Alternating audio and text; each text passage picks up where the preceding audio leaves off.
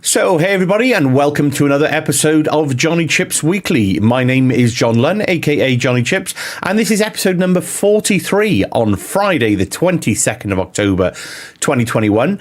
I've called this week's video Mojo, about getting your mojo back on. If you could like and subscribe to the YouTube channel, that would be absolutely fantastic. But for now, let's just jump straight on in.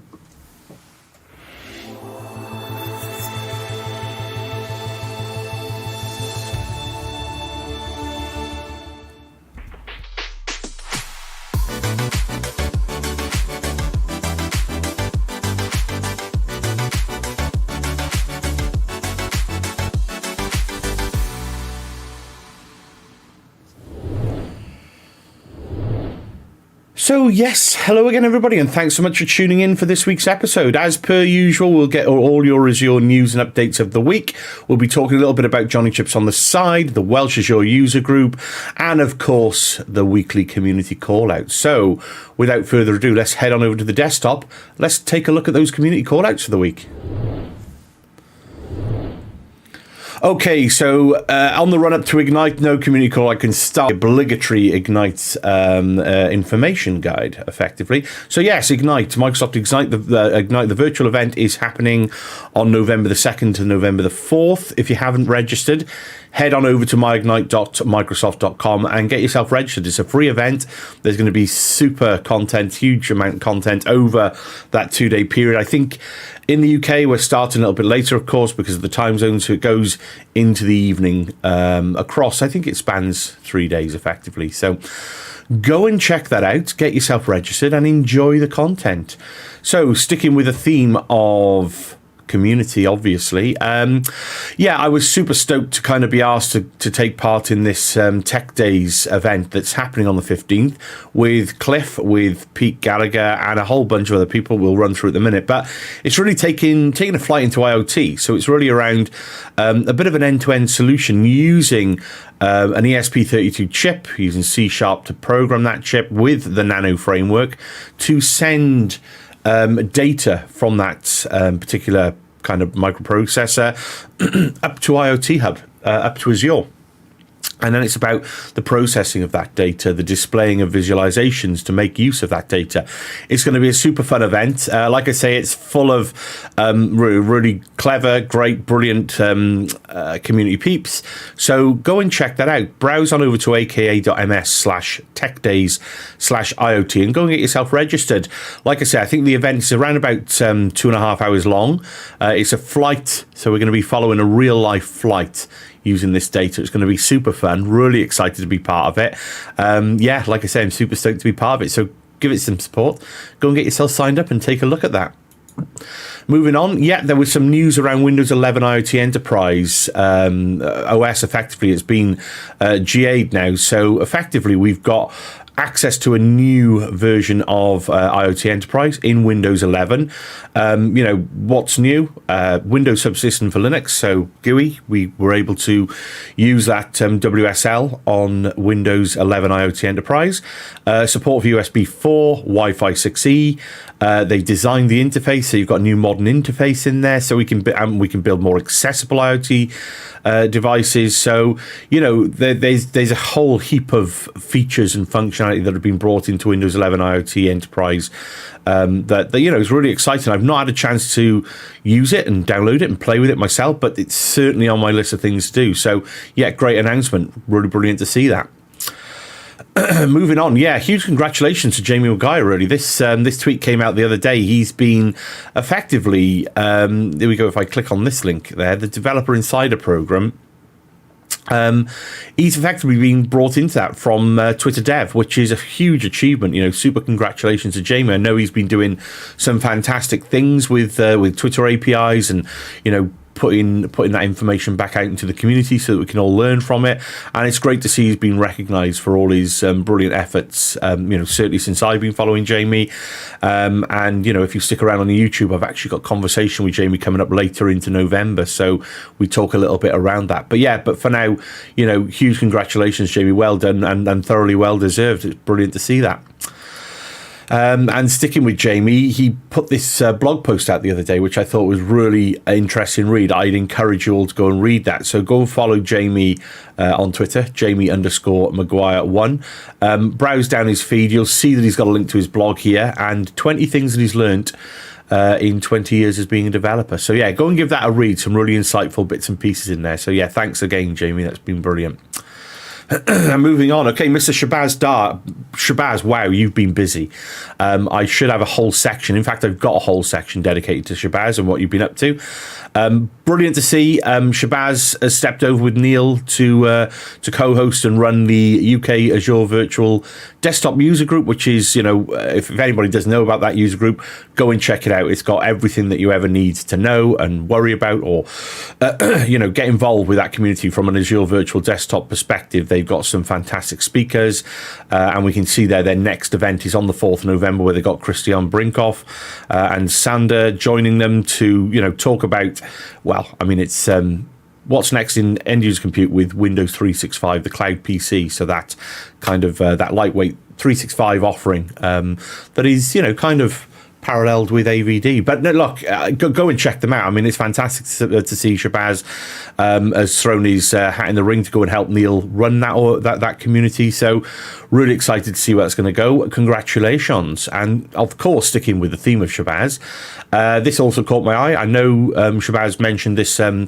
few weeks back now, but teaming up with Shannon Keane from Microsoft, who's a fantastic cloud advocate at Microsoft, to learn all about Azure VMware solutions. So at the end of the day, it's one of those solutions that not every customer is going to go for. It depends if you're a VMware house, depends if you want to stick with VMware, but it's a really comprehensive solution that can fit into Azure. And Shabazz has teamed up with Shannon now to release a series of videos, take you from zero to hero effectively. So that's going to be super fun to watch, really interesting to see how that all pieces together.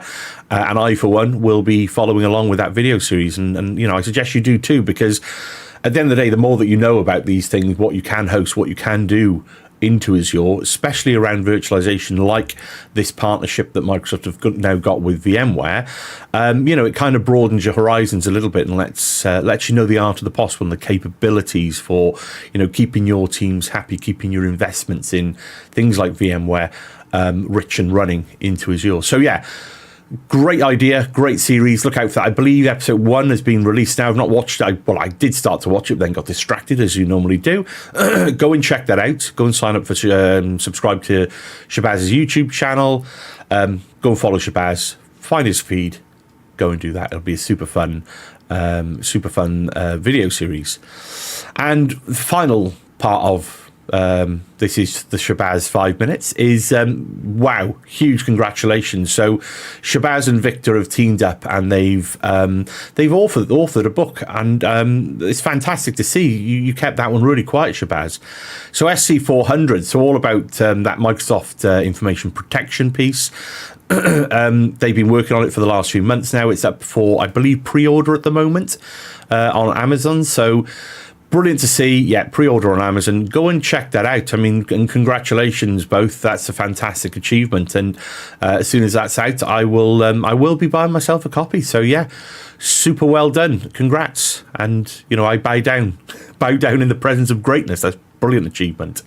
So yeah, well done, Shabazz, and of course Victor for the book. But yeah, Shabazz, well done, matey. That's superb achievements and great things going on that you got there at the minute. So, moving on, Mr. Dwayne Natwick has teamed up with Wim Matheson to talk about Sentinel, that native cloud SIEM system in Azure, and looking at the Microsoft 365 metrics and feeds and bringing those into Sentinel and what you can do with it. So, browsing over to skillmeup_learn on Twitter. Go and check that out. It's on YouTube. You can watch that now. It's about an hour long. Superb content, as always, from both Dwayne and Wim, so you can't go wrong with that content. Go and check that out and learn a little bit around Sentinel and how that integrates with the 365 metrics that you can get out of it and what you can actually do with it. So yeah, thanks for that both. Fantastic stuff. And sticking with Dwayne again, all these authors around me, I really need to up my game, I think. Hence the video is called Mojo. I need to find my Mojo. Well done. Again, another awesome book. Again, in the same family of exams and certifications, the security track. This time it's SC300.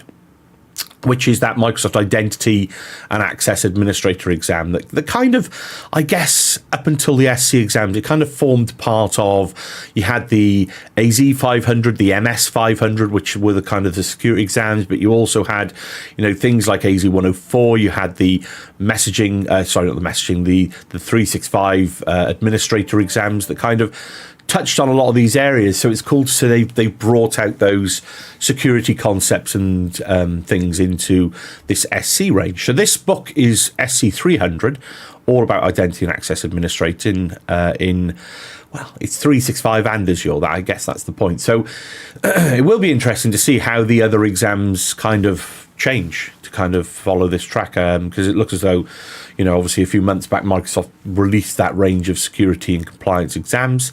So yeah, cool to see. Fantastic. Another book for the bookshelf. And, I'll be looking to study for this exam, only because I've done the other security exam. So I look at these SC 300, 200 and 400 and think 300 is probably the one closest to my heart at the moment in terms of the one that I probably got the most knowledge on.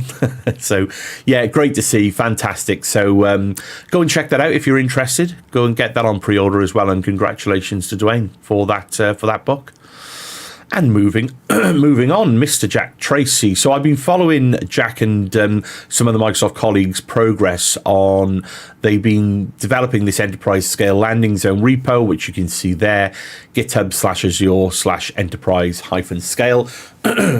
In a nutshell, they've been doing some fantastic work to help us all deploy that templatized version of an enterprise scale landing zone. You can do some tweaks and changes, and there's there's attributes and parameters that you can change to suit your own needs. But wow, they've really come a long way. And in fact, they've got to the point now where they've actually got a Learn module on the HashiCorp Terraform website, and they've got a whole Terraform module that's dedicated to deploying the enterprise scale landing zone. So go and check that out. I know I'm finding my way through it at the moment, but it's a fantastic concept, and it's a huge time saver, really clever way to describe and put these modules together in Terraform to do this kind of work, and almost leave that in-life management piece there in Terraform for your platform landing zones effectively, and potentially more. So go and check that out.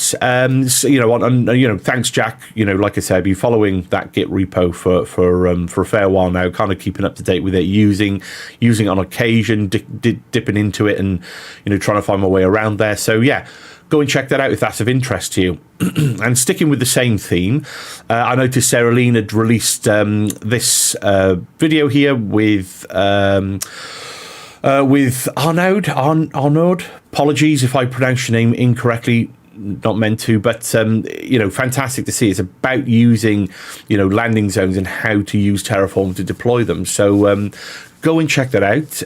Thanks both for that video. That's going to be a great video to watch and consume in terms of, if that's where you are, go and give that a watch. It'll give you some great ideas of how to get your landing zones deployed into Azure before you start filling it up with all your cool applications and development and innovation work. So thank you so much for that.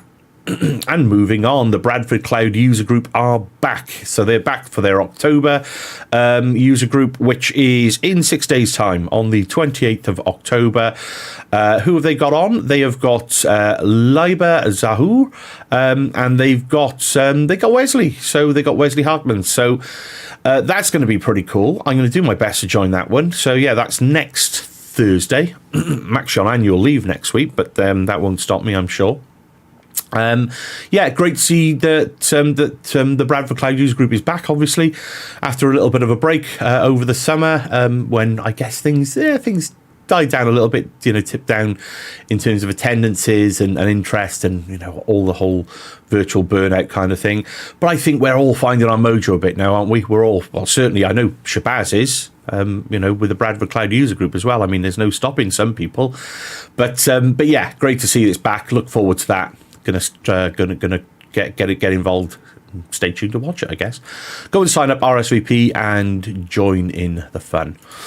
Some of the call-outs, Richard has put together a Terraform YouTube video, so looking at deploying a static site using Azure Storage and, of course, using Terraform Remote Backend. So great to see, and great thumbnail. Love that spooky Halloween-themed thumbnail there, Richard. So go and check that out if that's of interest. Lots of infrastructure as code and IoT this week, which is cool.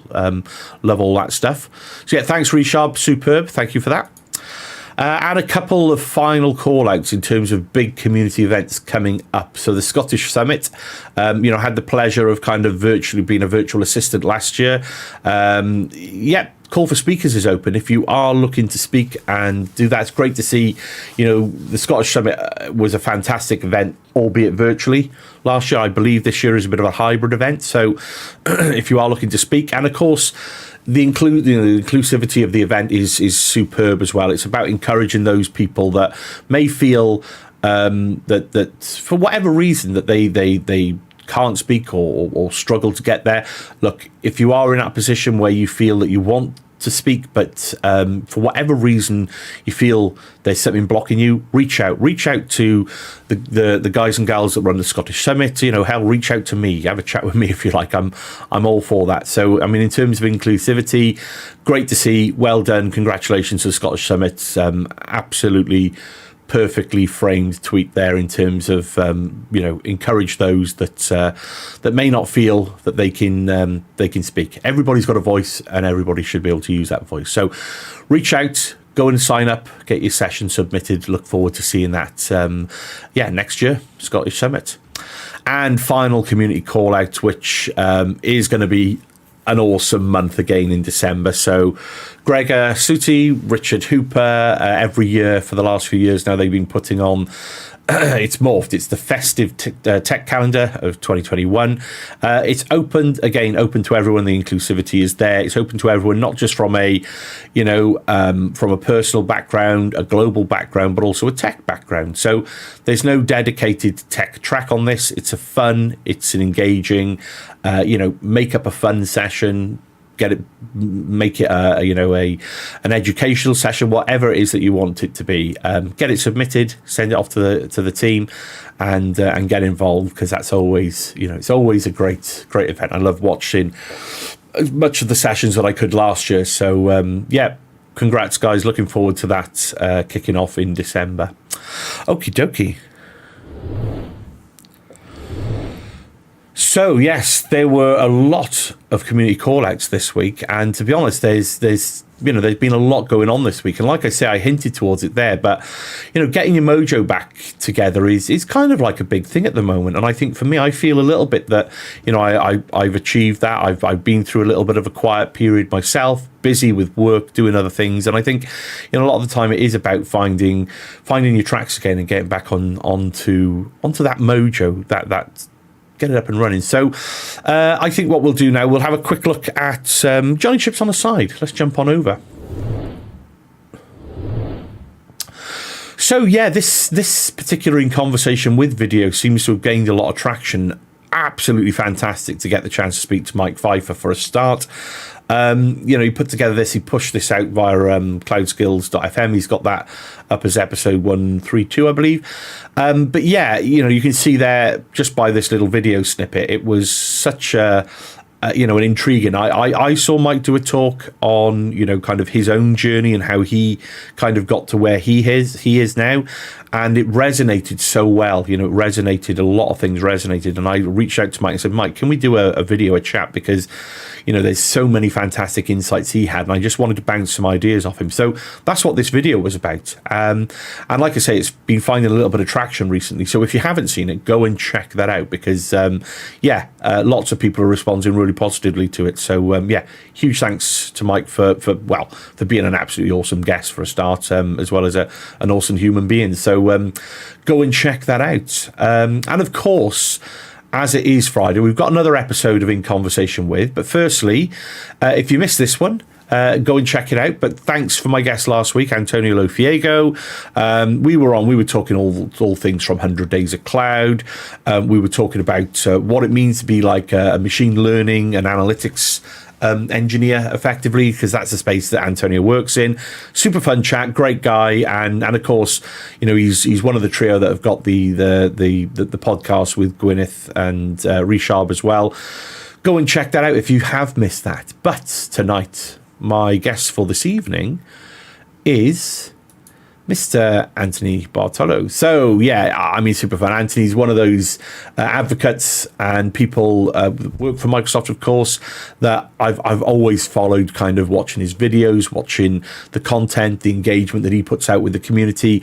And he's just a super knowledgeable, super fun, interesting, engaging and inspiring person. And I don't know, long before, I think I was so busy with other things, but he was one of those people that I absolutely wanted to have a chat with, because some of the areas that he deals with, he talks about, he discusses, and he's in a new role now within Microsoft, and we talk a little bit about that tonight. Just such a fun, interesting and insightful kind of set of information that he's got, and it was super fun. We talk all sorts. We talk about AI, of course, IoT advocacy.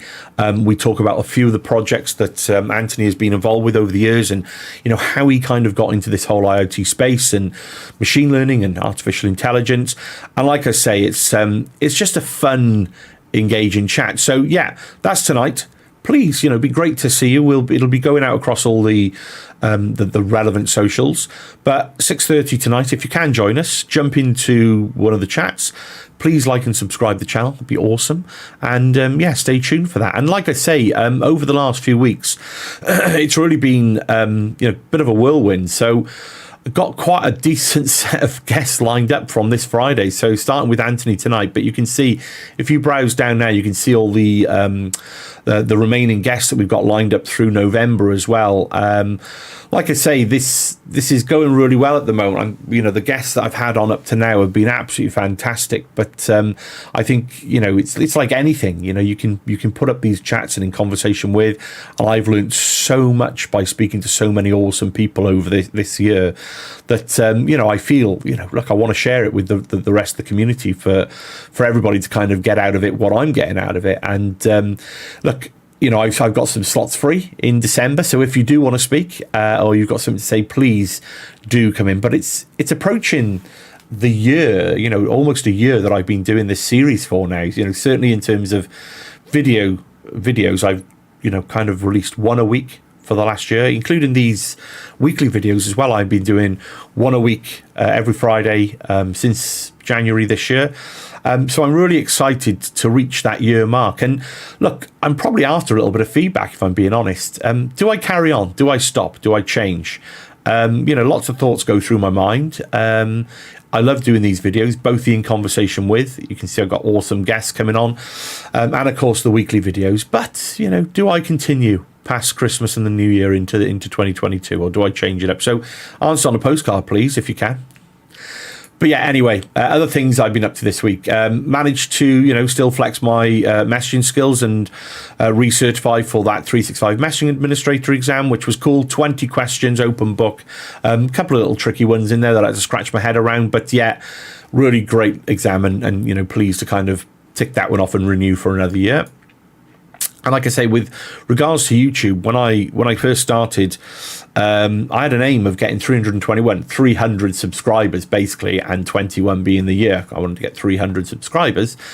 And I kind of hit that earlier on in the year, which I was super shocked by, to be honest. So I'm kind of putting it out there. I think I'm up around about the just approaching the 700 subscribers mark. But if you can help me, I'd really appreciate it. I really want to see if I can get to that 1,000 subscribers, because I've heard that it unlocks a few other features within YouTube that I'm quite keen to kind of see if I can use and do things with as part of these videos moving forward. Hence it's time to reflect a bit for me, I think, into November, December, about what I'm going to gear up and get my mojo back for 2022. Hackspace, brilliant. Always love seeing this land on the doorstep. Super inspiring, project ideas, information, bits and pieces that you can get into, and sort of, some great learning opportunities in there. So yeah, that came this week as well. And yeah, great to see that. Unfortunately, I didn't make it down to Scottish Summit on the weekend, but I kind of did in sticker form. So yeah, I think this was Scott's laptop. So yeah, huge. Yeah, thanks to Scott for representing. But Simon points out now, where can I get some of these? So yeah, if you want some Jonnychipz stickers, drop me your address. I'll post you a couple out. Not a problem. Okie dokie. So I think what we will do now is we will touch slightly on the Welsh Azure user group. Yeah, of course, the Welsh Azure user group. Let me just set up the page as I normally do. Yeah, so of course we had our Welsh Azure user group this week. Let's jump on over and I'll tell you how it went. So yes, on Wednesday this week we had our October event, and it was again, I always love these events because we've got a great organisation team, we get some great attendance, and we get second to none speakers as well, and this event was no different. So we had John Kilmister join us, and he talked about breaking up that monolithic web app website type service and using Azure to do that, which was, from a software development, I certainly learned a lot of things from that talk. Thanks, John. Help put things into perspective of, how you approach things into Azure in that term. And of course, we had Derek Smith on, and Derek's right the way over on the west coast of the US at the moment. But he came on to talk us through a bit of a zero to hero session on Azure Virtual WAN, which was a superb session, really comprehensive, dug down into a lot of detail. Great to see some of that information around route tables and how to assign different route tables to different connections into vWAN and, multiple vWAN hubs. If you're interested, please do go and watch them. They're down in the YouTube playlist below. So, yeah, there's just a couple of pictures there with Derek and John doing their sessions. But yeah, like I say, they're in the YouTube playlist below, so go and check that out. Go and give it a watch. I've time-stamped up the actual sessions if you want to jump straight to John's or straight to Derek's, but of course the whole event is there. So we've got the quiz at the end, and we've got the intro at the beginning. So and down the side here, you will see all the relevant previous Welsh Azure user group sessions. Yeah, and so yeah, thanks both to Derek and John for those two awesome talks. It was great. The next event is on the 17th of November, and we've got Mark Allen coming on to talk about real-world Azure static web apps, which is going to be awesome. And we've got David O'Brien on to talk about building a cloud security SaaS startup using Azure. So if you can bookmark that, it is going to be another virtual event. We're hopefully going back to in-person hybrid event for our December meetup. Watch this space on that one at the moment. So yeah, but save the date, 17th of November, 6:30 start. So yeah, meet you there. Okie dokie, and we will just move, I think, directly into this week's Azure news and updates. And as always, I really should do something about this button. It's always the same. I kind of click around trying to find it, and I put it in a really bizarre position on my Stream Deck. So anyway, Azure news and updates. Let's jump on in, take a look.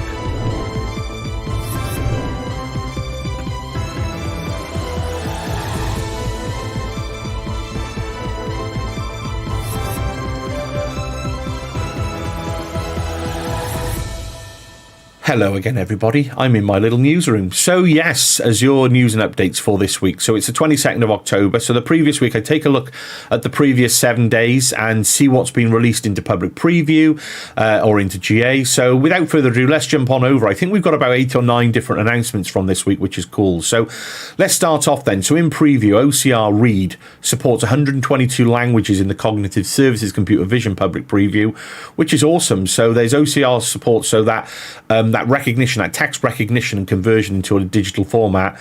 There's support for print text in 49 new languages, including Russian, Bulgarian, and other Cyrillic and more Latin languages. So, it's awesome to see. Awesome, development. So OCR support for handwritten text in 6 new languages, including English, Chinese, simplified, French, German, Italian, Portuguese, and Spanish. So handwritten text, FYI. So that, think of documents, think of scanning things and recognizing that OCR kind of text. Enhancements for processing digital PDFs and machine readable zones, text in identity documents. Okay, so those areas that you can put on the documents and describe there should be this kind of data, that kind of data, which is cool. And there's some general performance and AI quality improvements. So there's an OCR how-to guide. Jump on into the Cognitive Services Computer Vision. Like I say, that is in public preview. So yeah, if you are in that space and doing some development work, go and check that out.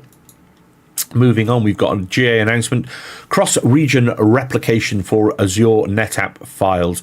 Yeah, I think I mentioned this one last week as well, actually. So yeah, that whole thing where you've got a good lump of data that you are using Netapp files for, it's cool to see that in order for, maybe some HA or DR purposes, you can now replicate those file stores across a different region. So that's GA. Good to see. Another GA announcement is your Monitor Query SDK. Yeah, I did actually notice this the other day as well. So there's a new SDK that can be used by developers for bringing those monitors, those querying, Azure resources or whatever it may be, to bring into your applications and use some of those feeds. Use that SDK to pull out some of that good data and information into your applications. So cool from a development point of view. Go and check that out if that's something of interest. Great to see. Public preview, so the Azure Percept Dev Kit, the September 2109 software update is available. So let's just see what we got new. Over-the-air package and USB cable update image are available in public preview. Okay, over-the-air package. There's a little link there. I'm tempted to click on that, but I won't. Check it out afterwards just to save a little bit of time. So please be sure to check out the update strategy guidance before choosing between the two update methods. Updates are highly recommended in order to keep your device up to date with the latest fixes and features. So there's some release notes there. But yeah, the Azure Percept Dev Kit, for those that don't know, is that developer kit that's got, Azure Eye, camera, Azure ears, set of microphones, and there's a little dev board on there as well. So with some sensor information and GPIO kind of pins. So yeah, it's great to see, and I think that's got to be on my list of things to purchase, surely, unless I can get one for free somewhere. Microsoft, you there? Okay. Moving on, generally available, Azure Stack HCI new feature update. So the new feature update of Azure Stack HCI is now generally available. GA means that new features and workloads of Azure Stack HCI are now ready for production use, which we know. So starting today, deployments using Azure Stack HCI are eligible for production level technical support with enhanced capabilities and a build at regular non-preview price. The new Azure Stack HCI is the recommended version for all new deployments and is available as an over-the-air update for existing customers. Cool. Moving on, public preview. Yes, VS Code for the web. Have you seen this? So browse to vscode.dev. I'm going to, well, I can't do it. I'm in my little window here, but I'm going to do it. I'm going to do it, and I'm going to pull that into the window.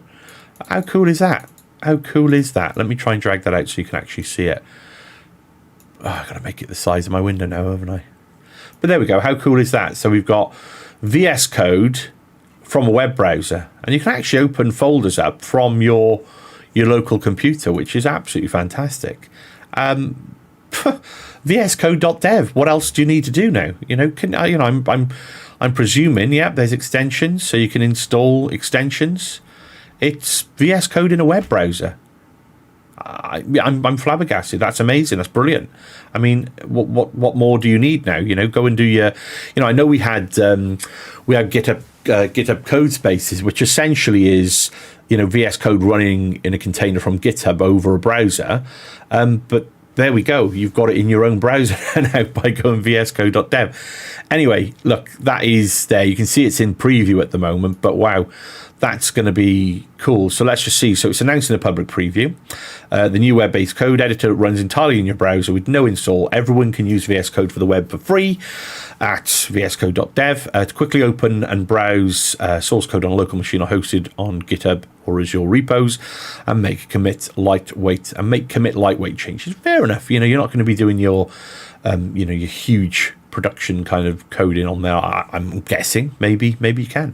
VS Code for the web does not have access to compute resources, so it won't be able to build, run, or debug your application, nor will you be able to use the integrated terminal. There we go.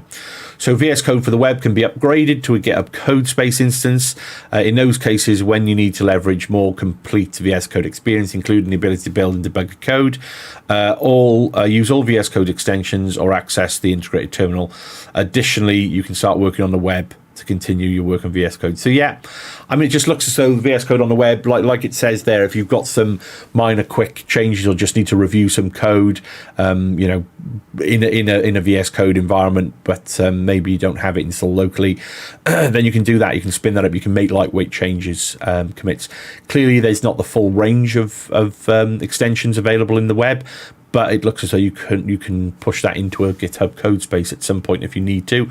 Yeah. Brilliant to see. Great announcement. Looking forward to seeing how that one progresses. Generally available, Azure Spring Cloud Application Health Monitoring and End-to-End TLS SSLs. So GA from the 20th of October, Azure Spring Cloud monitor application lifecycle events using Azure Activity Log and Azure Service Health, and end-to-end SSL TLS. Cool. Another public preview around Azure Spring Cloud RBAC config server and registry accesses Nginx logs and metrics. Okie dokie. And finally, in preview, generally available Azure Log Analytics in West US 3, Korea South, and Canada East. So there we go. That's our Azure news and updates for this week. Thanks for watching.